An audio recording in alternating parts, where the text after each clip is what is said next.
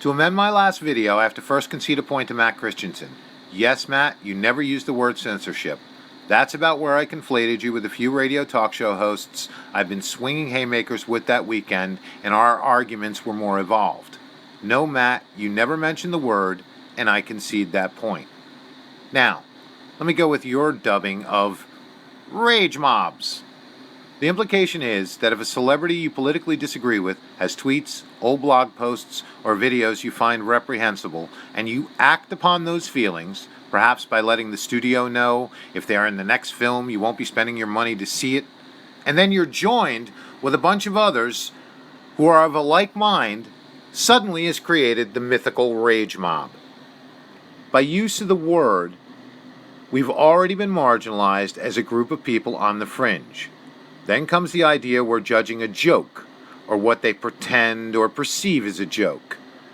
There and then, that suddenly becomes dangerous. Now, what do you call it in the scientific bent of action to reaction through words collide? Ultimately, you end up with that nasty, made to shut down any argument word, censorship. In other words, if you say this objectionable thing, even as a joke, you can expect to lose everything: career, money, and prestige. No matter how you word it, it ends up at the dead end of censorship. Every time we call out the left for doing it, and sponsors for complying, we all stand on the high right ground and scream censorship. I do too. So how is it not called the same thing when the right does it? Am I making sense here? In neither case is it censorship. That's a trolling word. It's backlash. Whether the group who produces this backlash is right or wrong, it is still an exemplary example of capitalists calling for better choices in who, or at the very least the judgment of who, they send out to entertain us, especially our children. The James Gunn example is a microcosm of this rage mob phenomenon. Similar cases include Roseanne, Joy Reid, and the infamous Colin Snapperhead. There are also private industry cases like Papa John's and Chick-fil-A. There are many university examples, and I'm being serious here, that Matt covers better than anybody. I suggest you look through his videos and find those.